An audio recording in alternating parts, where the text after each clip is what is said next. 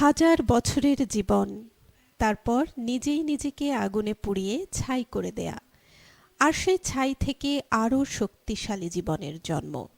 Phoenix, প্রাচীন Greek পুরাণে বর্ণিত রহস্যময় এক অগ্নি পাখি, যা মূলত অমরত্বের প্রতীক।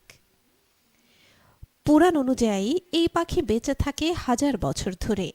নানা প্রতিকূলতার মধ্য দিয়ে যখন তার জীবনের শেষ সময় আসে, সে কিন্তু মৃত্যুর জন্য মোটেই অপেক্ষা করে না।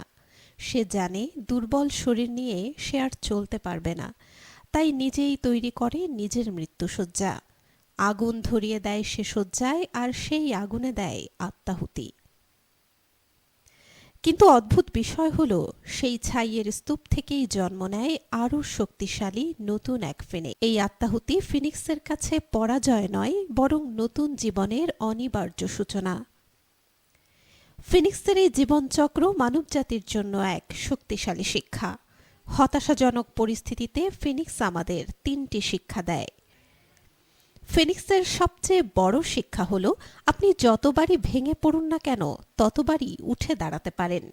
ব্যর্থতা মানে সবকিছুর সমাপ্তি নয়, বরং আরও শক্তিশালী রূপে ফিরে আসার প্রস্তুতি।